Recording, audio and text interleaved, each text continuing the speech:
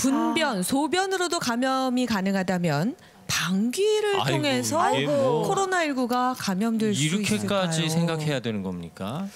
사실 최근에 연구 결과도 나오고 있는 게 대변에서도 그 코로나19 바이러스가 검출이 되고 있다. 환자에서 이런 보고들이 나오고 있어요. 그래서 화장실 쓰기도 겁난다 뭐 이런 얘기까지 있더라고요. 그래서 실제 그 2월 24일 중국 질병통제예방센터에서는 뭐 그런 얘기를 한 적도 있어요. 좀 다른 얘기인데 이게 무슨 얘기인지 모르겠는데 방귀를 뀌더라도 바지를 입고 있으면 전염될 우려가 없다. 이런 걸 공식적으로 발표했어요. 실제 연구 결과인가요? 근데 이게 연구 결과인지 뭔지 이제 고민되죠. 네. 이런 발표를 왜 했냐? 방금 얘기했듯이 바이러스가 분변, 대변이나 그다음에 소변에서도 검출이 되니까 혹시라도 어떤 네티즌들이 그런 얘기를 하는 거예요. 만약에 분변이나 소변을 통해서도 코로나19가 전염될 수 있으면 방귀를 뀌면 그거를 맞게 되면 나한테도 감염이 되는 거 아니야? 이런 질문을 했다는 거죠. 이에 대해서 중국 질병예방통제센터에서 바지를 입고 있으면 괜찮다 이런 얘기를 했어요. 그러면 잘 때도 바지를 입고 자면 괜찮겠네요?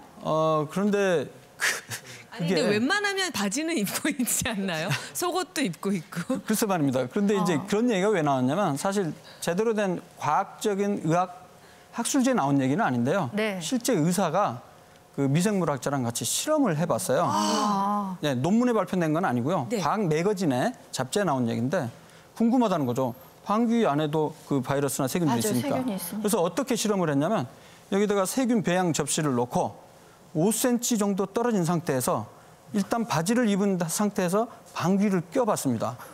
그리고 세균 배양 접시 하루가 지나서 얼마나 세균이 자랐나 보고 내 바지를 좀 내린 상태에서 방귀를 껴갖고 얼마나 다음날 자랐나 본 거죠. 그 두 개를 비교해 봤더니 바지를 입은 상태에서는 거의 세균이 안 자랐고요. 바지를 조금 내린 상태에서는 그 방귀 양상으로 이렇게 세균이 자랐다는 얘기죠. 뭐 저희가 우스갯소리처럼 뭐 얘기가 되고 있습니다만 지금 중국 내 감염병 전문가 그렇죠. 공식적인 통제센터에서 하도 우리 네티즌들이 그럼 방귀도 무섭은 거 아니냐 피해야 된다 그러는데 바지를 입고 방귀를 뀌면 큰 문제는 없다 이렇게 얘기를 한 거죠. 뭐 지금 확진자들은 충분히 격리돼 있는 상태고요. 의심 환자가 아니라면 굳이 그런 염려까지는 안 하셨으면 좋겠는데. 네, 그리고요. 우리가 그 5cm 정도 그 가까운 거리까지 우리가 입을 대기는 힘들지 않습니까? 교수님 이 얘기는 여기까지만 하셔도 되겠습니다. 그러면은요. 그 요즘에 이제 화장실에서 볼일을 보고 난 다음에 변기 뚜껑을 이렇게 연 상태에서 물을 누르면 바이러스가 팍 닫힌다라는 얘기가 있거든요. 그래서 변기 뚜껑은 반드시 닫자라고 얘기하는데 이것도 맞는 얘기인가요? 같은 맥락으로 보면 돼요. 네, 이 부분도 제가 연구 결과를 좀 찾아봤습니다. 그랬더니 일단 그 변기 뚜껑을 닫지 않고 물을 내리게 되면 이 연기 기둥처럼 대략 1.8m, 2m까지 이 입자가 공기 중으로 퍼져 나옵니다. 2m요? 2m 정도. 그러니까 6피트니까 대략 한 2m 정도가 되죠. 이걸 이제 토일렛 플룸이라고 영어로 되어 있습니다.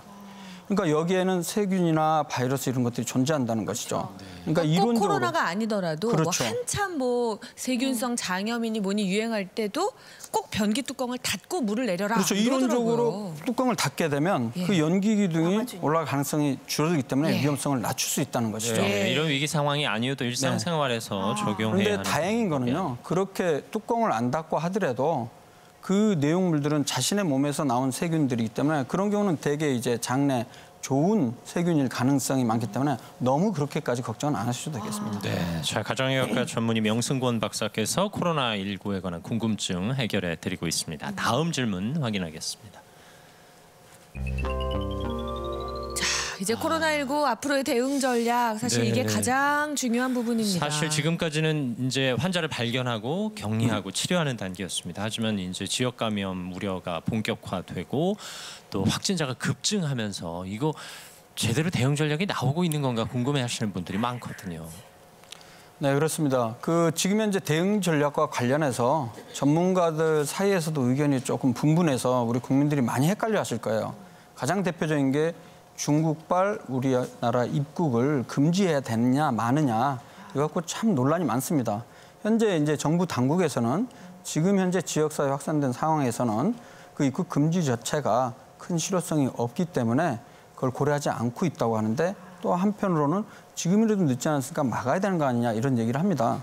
사실 이 부분은 그 기본적으로 가장 처음에 확산이 가능성이 있을 때는 이른바 봉쇄 전략이라고 해서 여러 가지 방법으로 여행 차단 같은 것도 사실 사용을 할 수가 있습니다.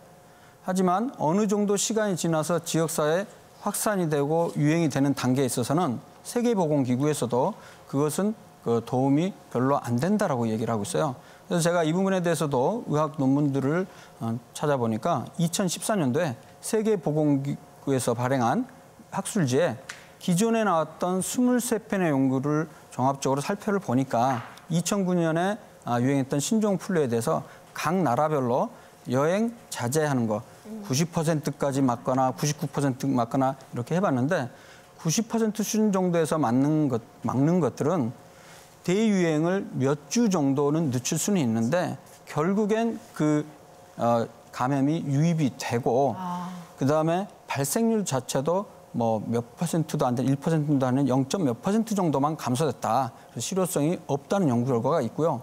국제적인 여행 제한 같은 경우에 99% 거의 100% 제한을 한다고 했을 때는 어느 정도 발생률을 한 반 정도까지 낮춘다는 보고는 있지만 결국엔 그 유입을 완전히 차단하는 것은 어렵고 오히려 여행 차단 단독보다는 백신을 만들고 항바이러스제를 투여하고 이런 종합적인 방법을 했을 때는 확실히 더 낮출 수 있다는 보고가 있습니다. 현재로서는 우리가 백신이나 치료약이 없는 상황이고요.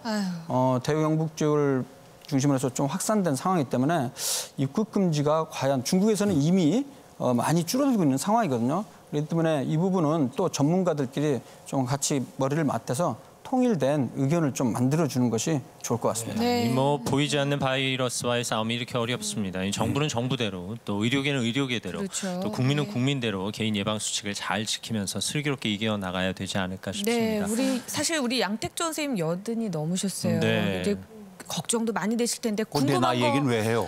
예, 아니 우리 어르신들이 많이 보시니까 궁금한 점 있으세요? 옛날에 사스가 막 유행했을 때, 기승했을 때 외국 사람들은 그 피해를 많이 입었잖아요. 근데 우리나라 사람들은 덜 나왔다고. 그래서 그때 그게 당시 뭐 마늘하고 김치를 많이 먹은 사람은 맞아. 괜찮다고 그래가지고 맞아요. 요새 난 마늘을 열심히 먹고 있거든. 네, 그렇군요. 그 근거가 있습니까? 네, 그 부분에 대해서는 우리가 의학적으로 얘기할 때 예를 들어서 어떤 나라에서는 어떤 음식을 많이 먹고 있는데 어떤 질병이 낫다. 이 두 가지 비교하는 거를 상관관계 비교라고 하거든요. 상관관계. 그러니까 김치와 마늘을 우리는 많이 먹었는데 그 당시에 다른 나라에 비해서 사스가 적었다. 상관관계는 있는 거죠. 하지만 그게 과연 김치와 마늘을 먹어서 그 병이 적었는지 인과관계. 원인과 결과인지는 모르는 상황입니다. 현재까지 김치와 마늘 이런 유효 성분들이 실험 연구나 동물 연구를 통해서 면역 기능을 강화시킬 수 있다는 보고가 일부가 있습니다만 평상시에 김치와 마늘을 자주 먹는 것으로서 사스든지 메르스든지 아니면 코로나19를 예방할 수 있다라는 확실한 근거는 아직까지는 없는 상황입니다. 뭐 그런 거는 어떨까요? 그러니까 마늘이 맞지도 않는 분이 갑자기 이 코로나19 때문에 생마늘을 10개씩 먹기 시작했다. 아니요. 뭐 이런 게 안 되는 거죠. 내가 경험한 거를 얘기할게요. 네. 내가 옛날에 인플루엔자가 막 유행했을 때 어디 영화 보다가 그게 걸려가지고 그냥 집에 으슬으슬해서 추워서 들어갔는데 쓰러져서 3일 동안 아주 정신을 못 차리고 그냥 있었는데 3일 동안 아무것도 못 먹고 눈 떴는데 내가 할머니 슬라에서 자랄 때인데 할머니 나 마늘 좀 줘. 그래가지고 마늘을 갖다서 마늘을 우적우적 먹었다고. 근데 그거 내가 땡겨서 달라. 그러니까 3일을 굶었으면은 밥을 달라고 그러거나 과일을 달라고 하거나 그래야 되는데 마늘을 달라고 그랬다고. 되게 신기한 경험을 제가 하셨네요. 보기에는 그때 커피를 한 잔 마셨어도 좋아졌을 거예요. 무슨 얘기냐면 3일을 이미 좋아지는 상황에서 그 행동을 했는데 그것 때문에 좋아진 것처럼 우리가 착각을 할 수가 네, 있거든요. 우린 그때 예. 커피도 없었을 때. 예, 우리 직접 김정현 체험하신 씨도 거니까. 네, 하더라고요. 궁금한 게 네. 있으시죠? 저는 요즘에 이제 이